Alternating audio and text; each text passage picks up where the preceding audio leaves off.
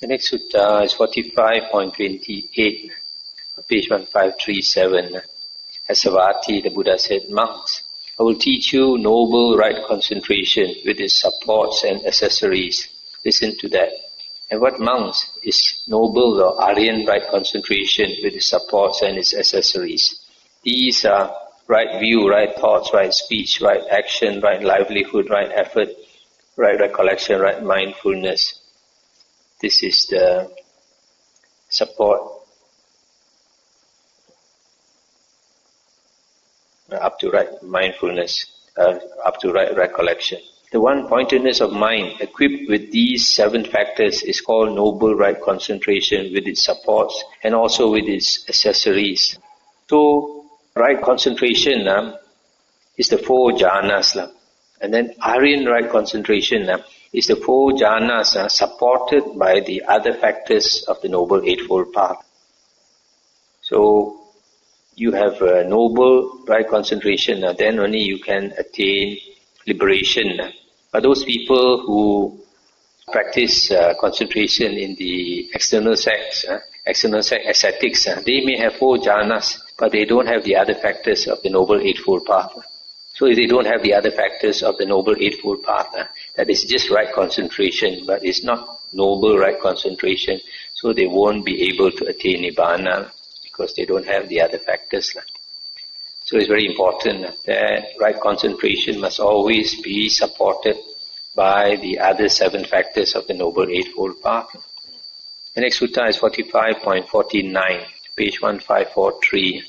At Savatthi, the Buddha said, monks, this is the forerunner and precursor of the rising sun, that is the dawn. So too monks, for a monk, this is the forerunner and precursor for the arising of the Noble Eightfold Path, that is good friendship. When a monk has a good friend, it is to be expected that he will develop and cultivate this Noble Eightfold Path. And how does a monk who has a good friend develop and cultivate the Noble Eightfold Path? Here, monks, a monk develops right view, which is based upon seclusion, dispassion and cessation, maturing in release. Similarly, he develops right thoughts, right speech, etc., which are based on seclusion, dispassion and cessation, maturing in release. It is in this way, monks, that a monk who has a good friend develops and cultivates the Noble Eightfold Path. That's the end of the sutta. So just like you must have the dawn before the rising of the sun, so in the same way, you need to have a good friend before you can walk the Noble Eightfold Path or see the Noble Path, the Noble Eightfold Path very clearly. So a good friend, in our case, the best friend is the Buddha's words. And better still, if you have another spiritual companion who can help you to understand the words of the Buddha. 45.140, page 1551. Monks, just as the footprints of all living beings that walk fit into the footprint of the elephant, and the elephant's footprint is declared to be the chief among them, that is, with respect to size, so too, whatever wholesome states there are all rooted in diligence, converge upon diligence, and diligence is declared to be the chief among them. When a monk is diligent, it is expected that he will develop and cultivate the Noble Eightfold Path. It's the end of the sutta. So the Buddha says that among all footprints, the elephant's footprint is considered the chief because it's the biggest. So similarly, whatever wholesome states there are, diligence is the chief of all wholesome states. Diligence is the chief, the most important, because when we have diligence, then diligence means effort, energetic effort to work to get what you want. So when you put effort in the right way, then you can achieve what you want. Effort also, it must be right effort, put in the right way. The Buddha gave a simile that practicing the right way is extremely important. The Buddha said, somebody heard that you can get oil by crushing sesame seeds. You crush sesame seeds, you can get oil. But he didn't understand what was sesame seeds. He only heard that it's something very small. So he got sand and he tried to crush sand. Can he get oil? He can never get oil because he's crushing the wrong thing. So in the same way, when we practice with effort, we must put effort in the right way. And what is the right way? Only the words of the Buddha can guide us.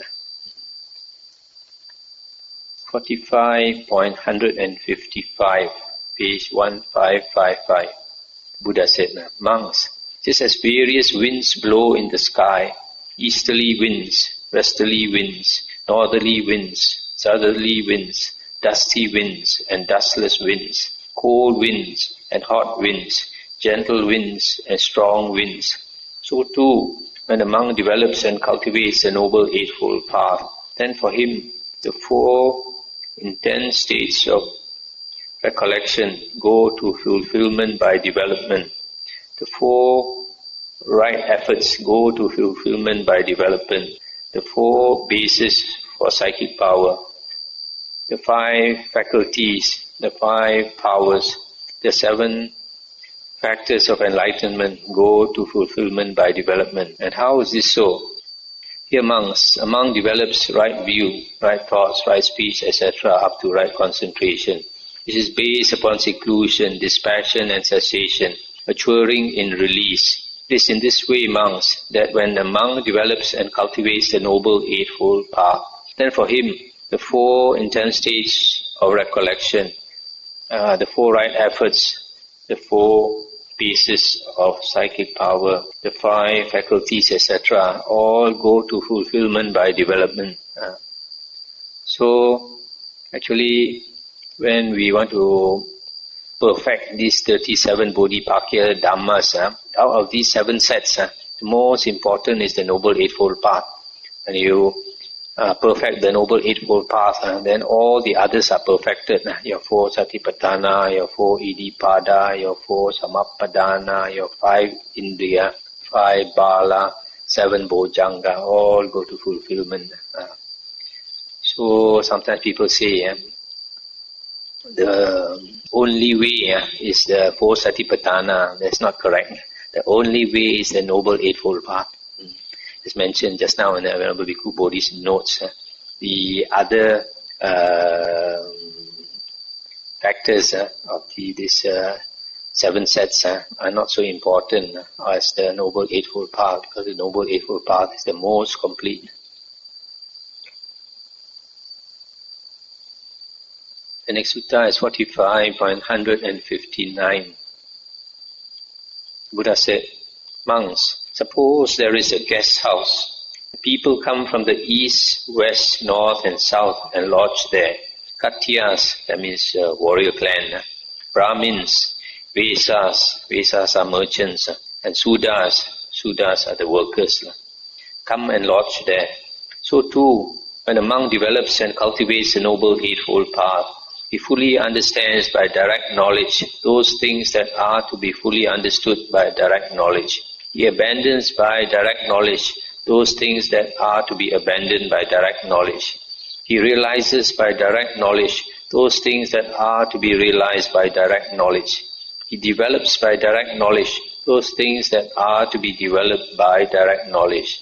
And what monks are the things to be fully understood by direct knowledge? It should be said, the 5 aggregates of attachment. What 5? The body aggregate of attachment, the feeling, perception, volition, consciousness aggregates of attachment. These are to be fully understood by direct knowledge. And what monks are the things to be abandoned by direct knowledge? Ignorance and craving for existence. These are the things to be abandoned by direct knowledge.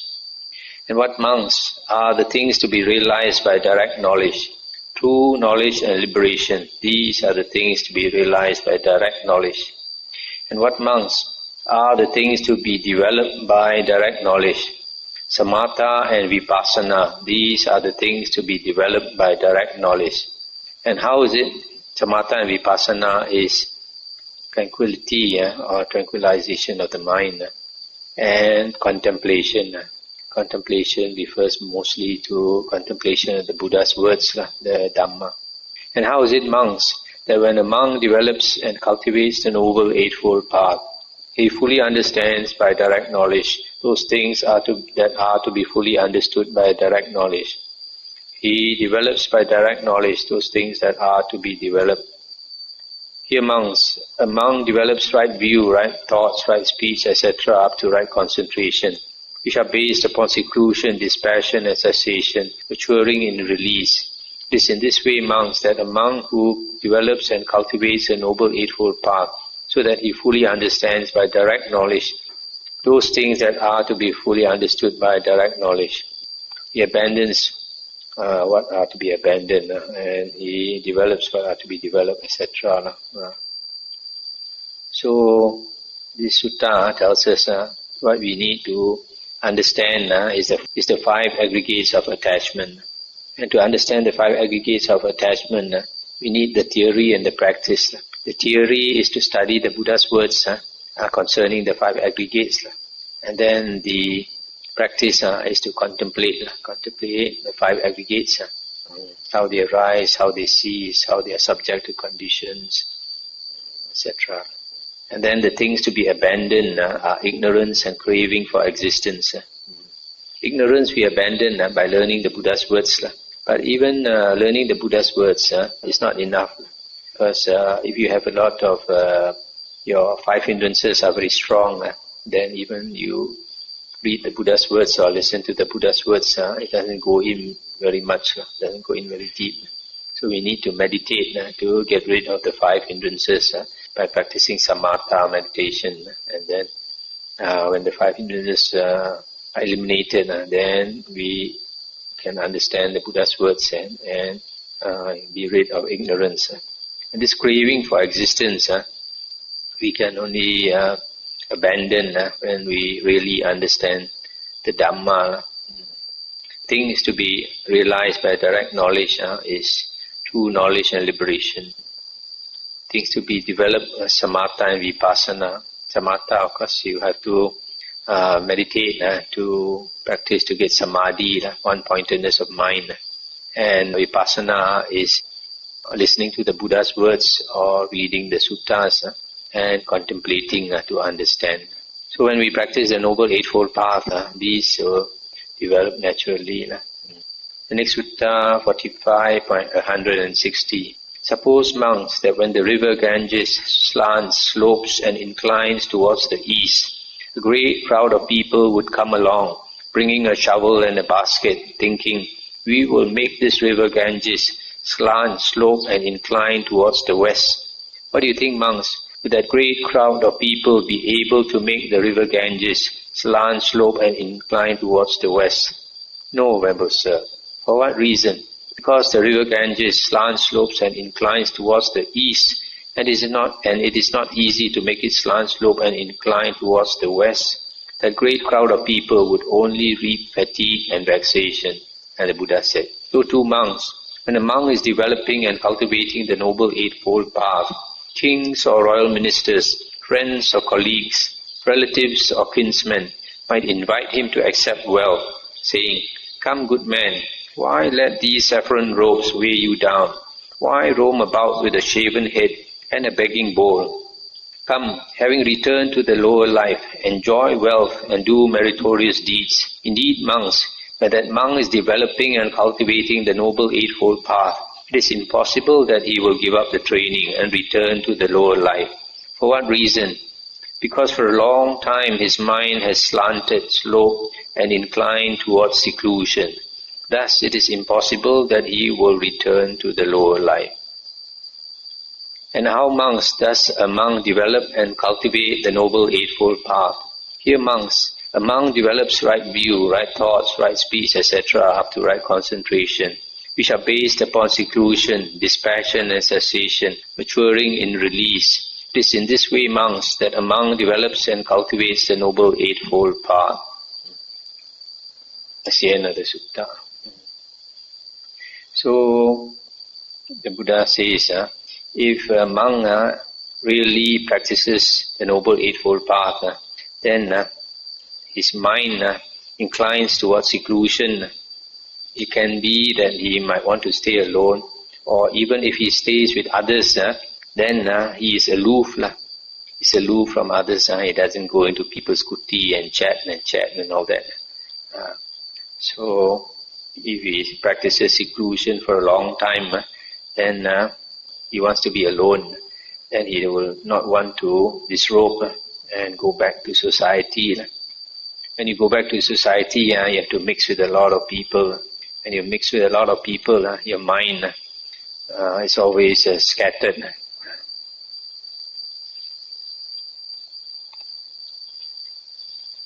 The next sutta is 45.175, page 1564. Buddha said, "Monks, there are these 7 underlying tendencies." What 7? The underlying tendency to sensual lust, the underlying tendency to aversion, the underlying tendency to views, the underlying tendency to doubt, the underlying tendency to conceit, the underlying tendency to lust for existence, the underlying tendency to ignorance. These are the 7 underlying tendencies. This Noble Eightfold Path is to develop for direct knowledge of these 7 underlying tendencies, for the full understanding of them, for their utter destruction, for their abandoning. So these are the underlying tendencies within each person: the tendency to lust, to aversion, to views, to doubt, to conceit, to lust for existence, to ignorance. The next sutta is 45.177. Monks, there are these 5 hindrances, pancha nivarana.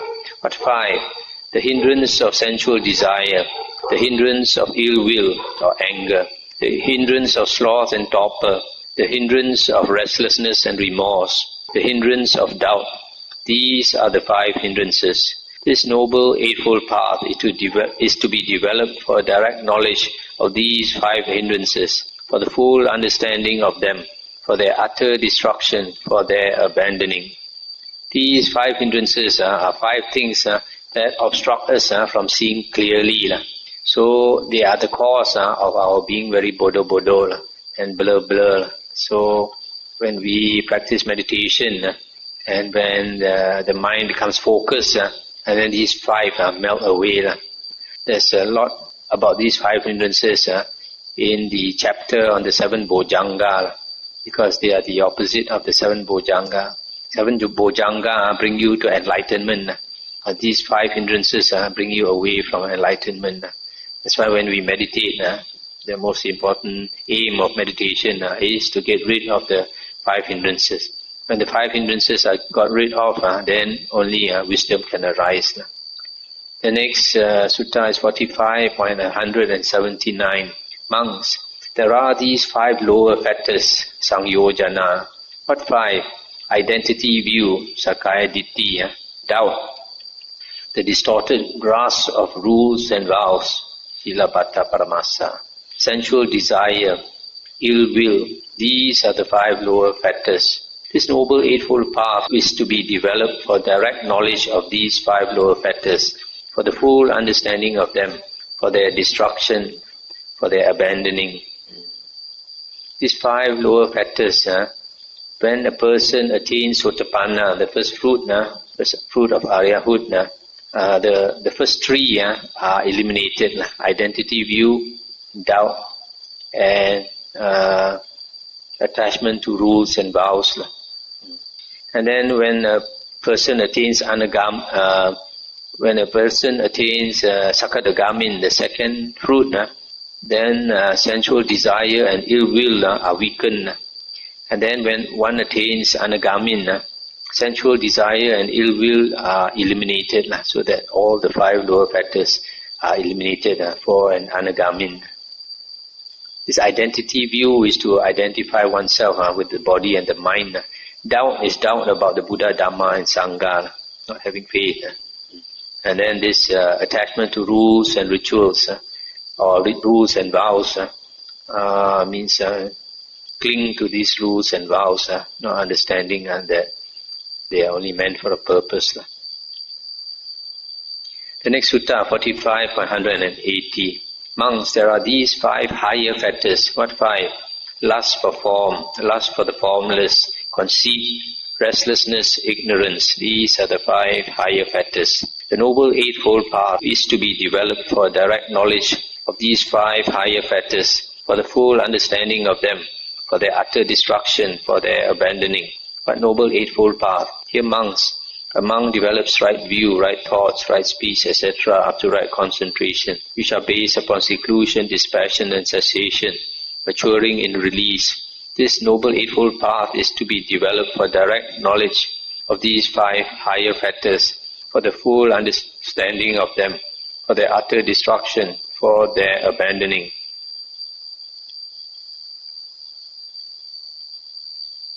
I don't know why they repeat. So, these 5 higher factors, what are they?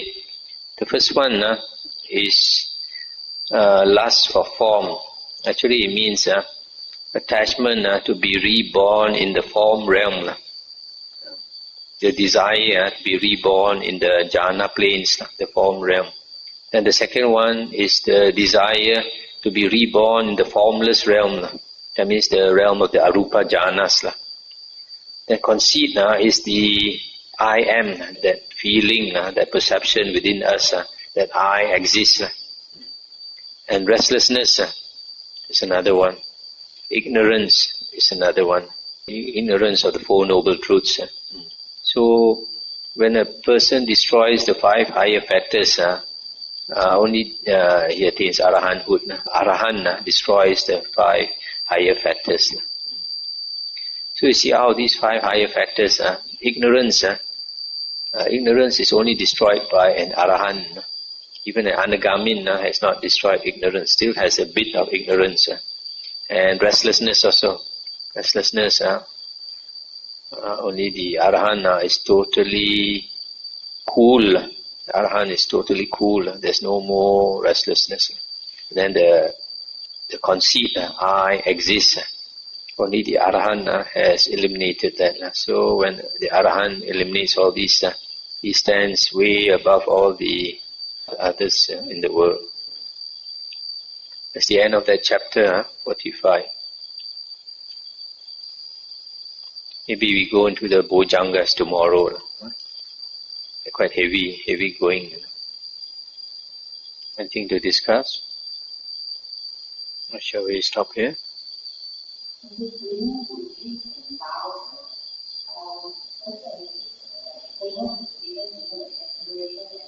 That one is Silabhata Paramasa, clinging to rules and rituals, or clinging to rules and vows. Aspiration is to aspire to something, to make a wish, to attain something. But making a vow is actually not very practical. A lot of people think that you make a vow to be reborn in the Pure Land, or you make a vow to bring beings to the Pure Land, and all this. I guess to most people's mind, it's like a stronger aspiration, because it is a vow. It's like a do or die thing. It must succeed. But I think the Buddha says that what we want in the world cannot be achieved by prayers, cannot be achieved by making vows, cannot be achieved by thinking of them every day. We have to do the practical work of working towards what we want. And that working towards what we want, walking to where we want to go, you must walk in the right direction, as I mentioned just now. If you grind sand hoping to get oil, you'll never get oil until you die. So making vows by themselves is pointless in the Buddha's Dhamma, since the Buddha says you're not going to get what you want by making vows. So making aspiration also, in a way also is useless unless it is backed up by the effort. That's why the Buddha says of all wholesome states, diligence, energetic effort is the chief, is the most important. So whatever we want to achieve, no need to make a vow. We just aspire to achieve what we want and then forget about the aspiration and just do the work. If you put all your attention in working for what you want to get, then you will definitely get it. I think I remember reading somewhere where I think the Buddha said that if a person's mind is the determination is very strong, then even the Deva also cannot obstruct you. So like for example, the Buddha's determination to become enlightened was so strong that he worked so hard for it. Even Mara wants to obstruct him from becoming enlightened. Mara also is unable to obstruct him. So it depends on whose will is stronger.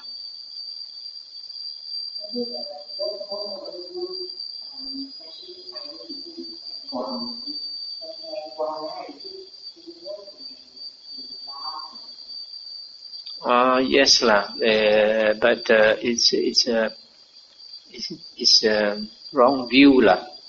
Many years ago, we had a Malaysian monk who was telling people that when you do dana, when you do charity, when you make offerings, you should make a vow.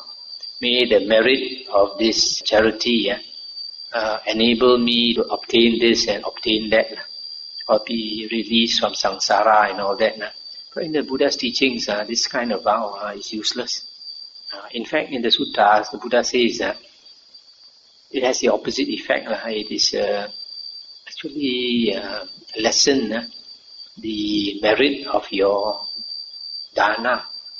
If you do charity with aim or a motive to attain something, that means you have a selfish thought. When you have a selfish thought, then the merit of your dana, your charity, becomes less.